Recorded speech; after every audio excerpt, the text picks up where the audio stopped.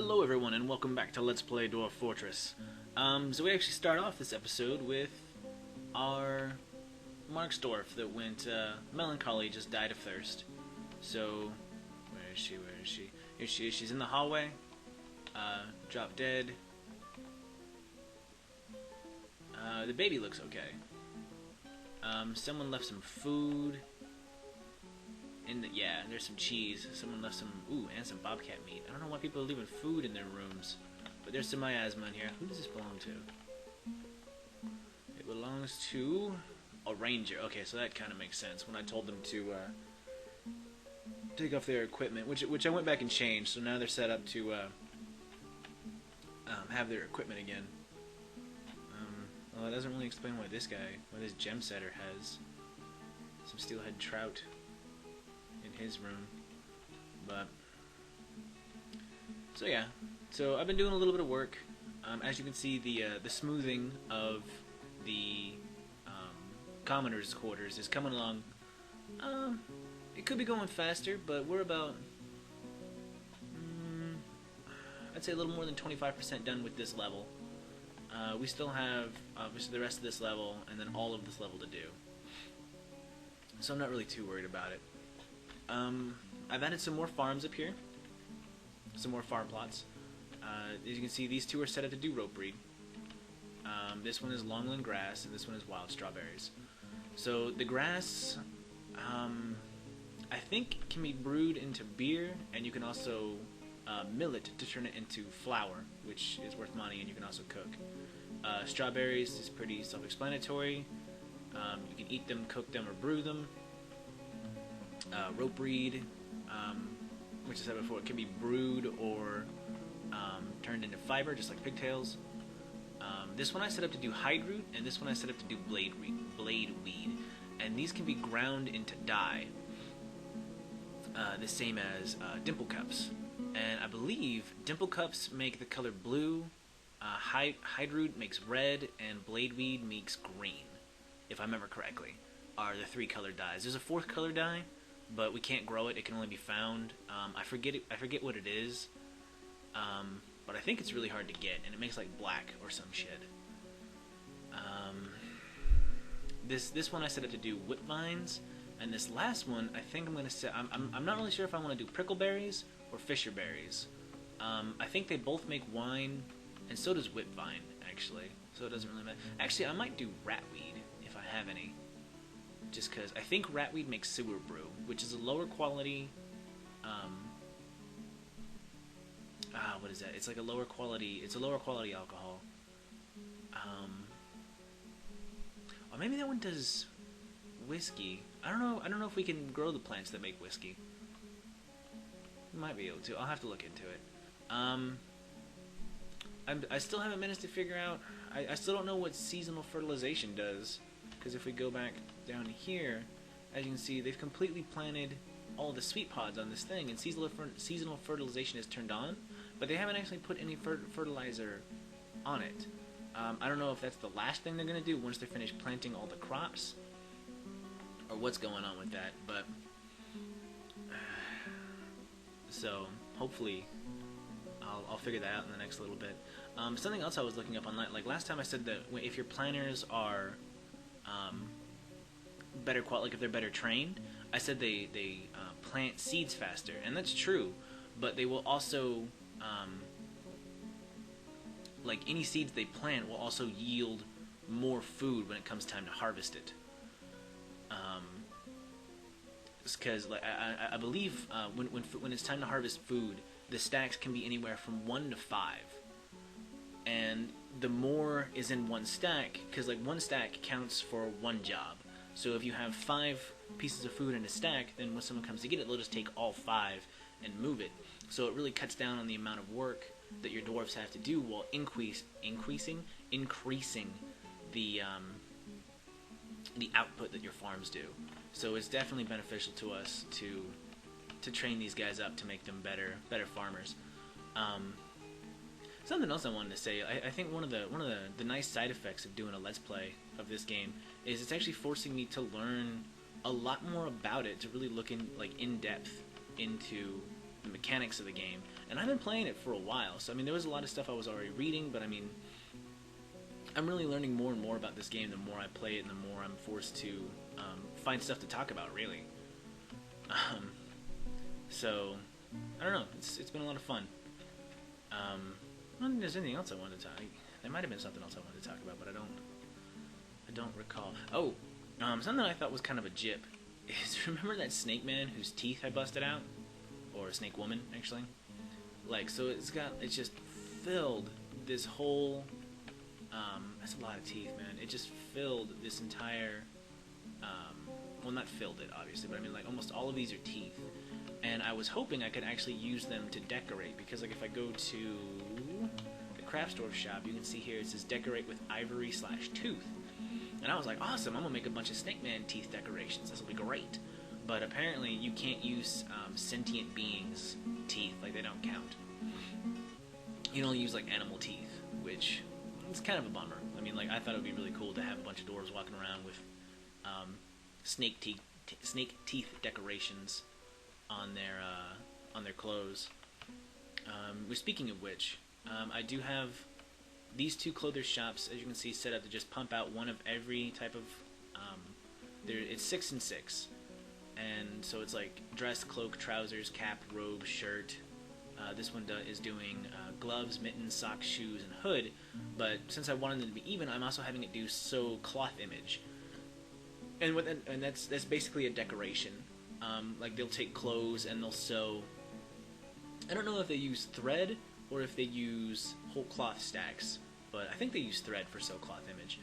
But what they'll do is they'll take and they'll sew, like, a design onto clothes, and it adds to the value of them. So that, in combination with the dyeing the cloth that I have my dyer shops doing up here, should significantly add to the value of the clothes, which will make my dwarves happier, which also the clothes they don't use will have higher trade, and on and on and on. We're just really, trying to amp up the value of our fortress. I mean, like I said in the very beginning of this LP, we want it to be as extravagant as possible. I also have my jeweler's workshops, encrusting jewels onto finished goods and furniture. My leatherworks aren't really doing anything right now. These two, this is another closer's workshop and another loom. I built them just in case, like, I needed the extra output, but I don't think I'm going to now.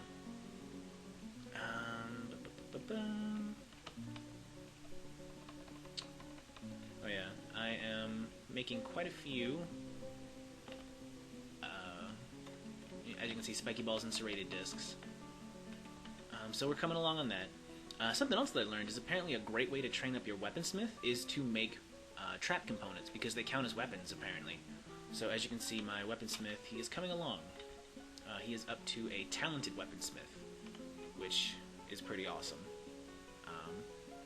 Just a minute or so ago, he was at proficient, and I don't know what level talented is at, but he's getting up there. He's getting pretty good. I think that's it for now.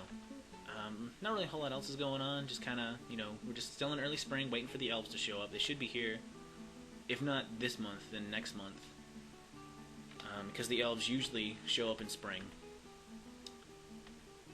And we haven't really had a whole lot of problems with the goblins lately.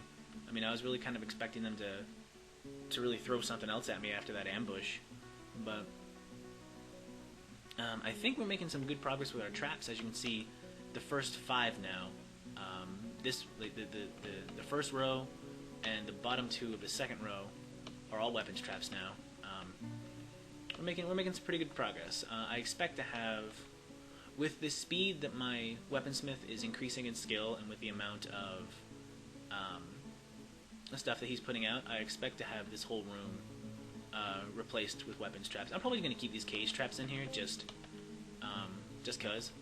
I mean, they're already there, and cage traps are relatively effective. And I mean, let's be honest, if the first 4 rows of weapons traps don't stop whatever is coming, we probably need the cage trap. Although they're probably going to be dead before they get to it. But this room should be completely replaced with weapons traps by the end of spring, hopefully, and then we can get to work on booby trapping, replacing the booby traps on this one with weapons traps, as well as... That's the wrong one. I want this one. As well as filling up this corridor, putting a couple weapon straps here, and then finally booby trapping this corridor. Although I don't, like, to be honest, I don't really ever expect to use this corridor, to use these caverns for anything, just because it's so far down. In the next, probably during this update, if not this update, then the next update for sure, we're actually going to start delving down deeper and see if we can't find the next layer of caverns, or even exploring, digging into this wall right here to see if maybe we can hit a magma pipe. But I don't know. I'm not really seeing too many shapes that look like they might be a magma pipe. But I've rambled on long enough for the opening of this video, so I'm going to go ahead and cut it off here, and I will come back once anything new develops. So see you in a bit. Hey everybody. So we just got a kobold thief. Look at, there he is. Kobold thief. Spotted by a cat. That's pretty much the only thing that's going on. We're in the 16th of granite. So, I mean, it's just kind of blah, kind of boring. Not really doing much. So I think I might have figured out how fertilization. I'm actually about to run an experiment because right now I have them. I turned on fertilization for the sweet pod field, and it's still on seasonal fertilization. So once they're finished with that, I'm actually going to turn on fertilization for my pigtails field, and as you can see, there's nothing growing in the pigtails because it's spring, and pigtails don't grow in spring. I'm going to turn it on and see if they actually try to fertilize it even though there's nothing there, because seasonal fertilization is turned on. So we'll see. We'll see. I'm just kind of dabbling, just kind of messing around with some stuff. Something else I wanted to point out, just because it's something I've never really messed with before. But if you go into the military screen, you hit F for ammunition. This will show you like your hunters and your different squads and things like that. And the longest time I always just kind of left bolts alone. But like if you go to like my marksdwarf squad, they have the, like training and combat use. And when you first come here, like it looks a lot like the hunters. It just says bolts and it says 250, and then it'll have like all the bolts in your fortress. But actually, if you go, like you kind of want to mess with it a little bit, but you hit like C to add item, and then over here, you know, it'll say bolts, arrows, or blow darts. Obviously, we just want to use bolts because that's all our guys have. And then you can go into material, and you can get, you know, semi-specific like metal, wood, bone, or you can get really specific like iron, silver, copper, bronze, like, you know, specific metals and specific woods. But then what you can do is you can further tell them, you can use, you know, capital C and capital T to tell them that whether or not you want them to use that category of bolts in combat and in training.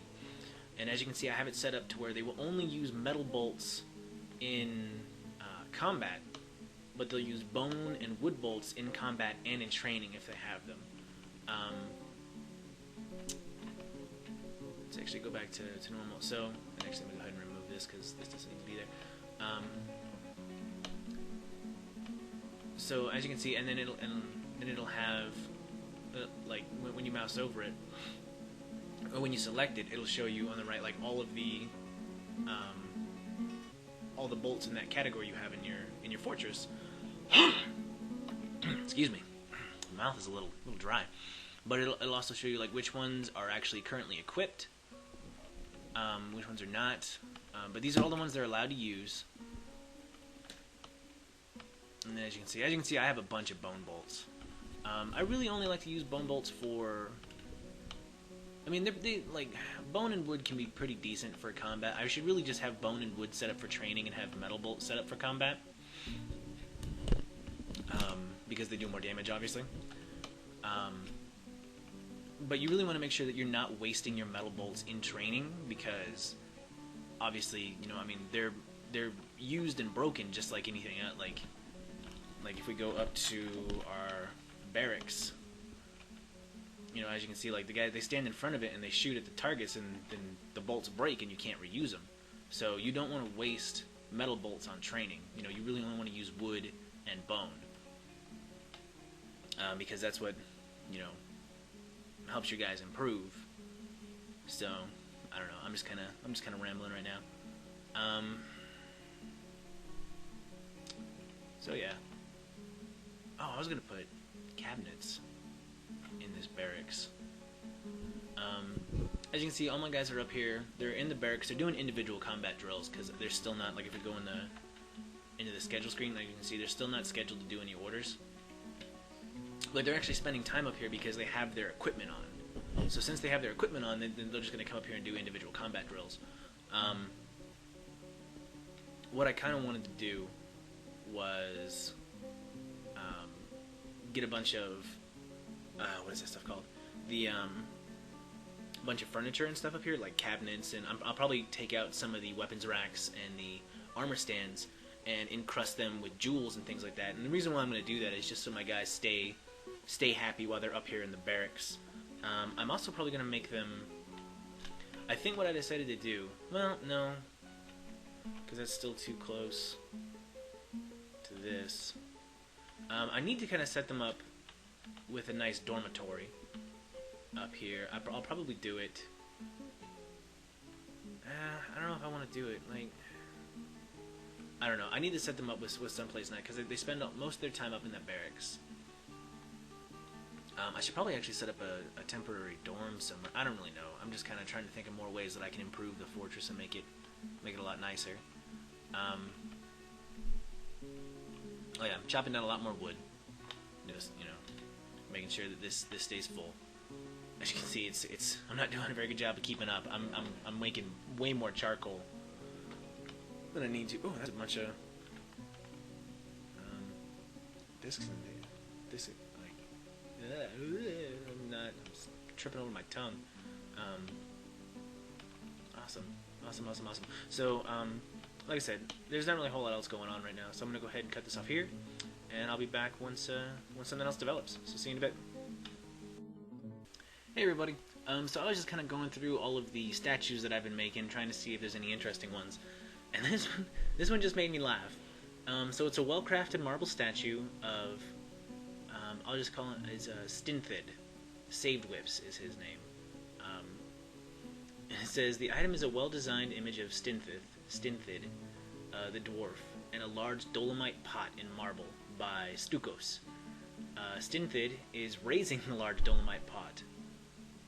The artwork relates to the masterful large dolomite pot created by the dwarf, Stinthid, for the Mirror of Clashes at Block Lanterns in mid-autumn of 253. So and I just got this image in my head of a picture of a dwarf just holding a pot over his head, fucking Lion King style. I'm just like, look at this magnificent pot that I've made, and like I don't know. I mean, it's just kind of I'm like, it's just kind of interesting sometimes what these guys will make in what they'll make statues a tribute to. This one relates to someone killing somebody else.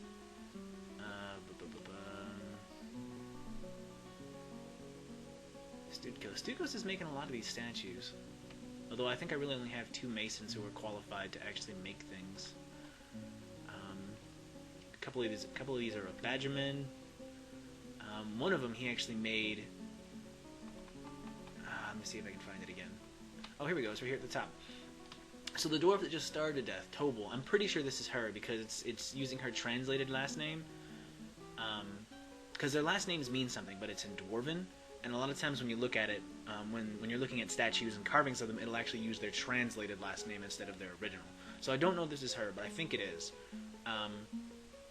But this relates to her coming to live. It's just a statue of when she came to live at Block Lantern in 252. So I don't know. It's just kind of interesting. Like I'm assuming he made it because she just died. So. It's kind of interesting. I'm just really just putting some more statues in my Great Hall. I was really kind of hoping a lot of these would be encrusted with gems by now because, like I said, I've been using my gem setters to do it, although I think they ran out of stuff. Yeah, this is the only one doing furniture anymore. And there's a lot of furniture down there. He's probably doing, like, mechanisms. And it kind of irritates me because they will do, they'll, like, encrust mechanisms and like useless crap that I don't need them doing to, you know, put gems in. I want them to put them into cabinets and statues and chests. I would even settle for pots, although I don't really like that. because, you know, it kind of, like, I don't know, like, it adds to the value of the pot, but I mean, I don't really need pots to be encrusted with gems. I just don't. I mean, it makes it more valuable in trade, but it's not what I'm doing it for. I'm doing it to make the fortress look nicer. But anyway, getting off track again. So I just wanted to point that out. I thought it was interesting. So yeah. Something else I'm doing with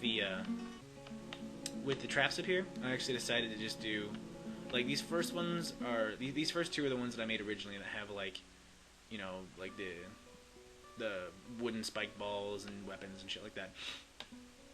But then with the well, actually these first three are just all, you know, blah. But these other ones that I'm doing, I decided to do five weapons, or five things each, and I'm splitting them up to where I'm doing 3 and 2. So in some of them they have 3 spiky balls and 2 discs, and other ones have 3 discs and 2 balls. So I'm just kind of spreading it out like that, to where instead of having like 5 serrated discs in one and 5 spiky balls in the other, I'm trying to distribute the damage relatively equally. Because even though, like, spike balls do piercing damage, but the spikes are so short that sometimes they can't pierce properly, so they'll just do blunt damage. Whereas serrated discs almost always do slicing damage. But again, the same thing. If they can't penetrate the armor, if the armor is too strong, which shouldn't really be a problem with iron, because iron is really the strongest material that other cultures have access to, I believe. So iron on iron, I mean, like, even if they do have iron, it'll end up doing, both the serrated discs and the spiky balls will end up doing blunt damage, which, you know, still does some pretty serious damage. But I mean, we really shouldn't have too much to worry about with these things loaded up with iron stuff. So yeah, so I'm just kind of rambling on again. I'm gonna go ahead and cut this off again, and we'll be back once something else happens. See you in a bit. Hey everybody. So just another quick update. As you can see right here, I've built a millstone. I've actually had this millstone for a while. It was one of the first things that I had my dwarves build. But I never really used millstones before. But it's gotten to the point to where this grindstone right here, or the quern, I don't really know how to pronounce that. I think it's quern. Anyway, this thing right here is what I have been using to grind up. Like, if we go into Q, you do mill plants, and what that does is it takes all the things that can be milled, like the cave wheats and sweet pods and things like that, and it grinds them up into flour and sugar and it takes all the dimple cups and things like that and grinds them up into dye. So it's what you use to turn your plants into different powders. And it's only powered by dwarves, like by, you know, by muscle power, by, you know, however skilled the dwarf is and however fast it is, that's how fast they mill it. And it's really kind of taken a while. So what I've done is, like I said, I've built this millstone, and it's powered by this windmill that I've built on top here. See, here's this windmill.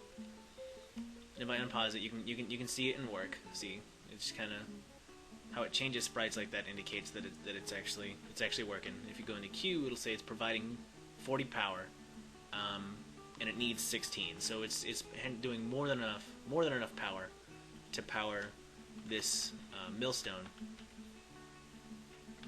So it should go much faster now with the dwarves. They should be able to grind out plants into powder a lot quicker. Pretty much. Yeah. See, let's watch this guy. Or was that it? Did he seriously just? Oh no, he put the dimple cups in. He's gonna go get some bags. So it should go by fairly quickly. This has actually been a really uneventful episode. I mean, like, if we go here, like, you can see we're already almost to the end of mid-spring. The elves still haven't shown up. So this is actually going to be the end of this episode. I'm going to go ahead and cut this off here. Hopefully the elves should show up by next episode.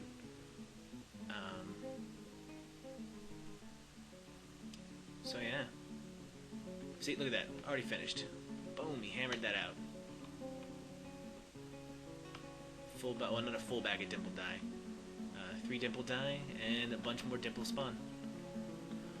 So yeah, the millstone makes it go by much, much faster. We really kind of need the increased production for to really kind of keep up with milling all the plants, because, you know, it's just really been taking them a lot longer with the quern. I'm gonna keep pronouncing that wrong. I'm not even sure I'm saying it right. There's too many vowels in it. It's messing up my mouth. But yeah, like I said, so this is gonna be the end of this episode. Thank you very much for watching, and join me next time.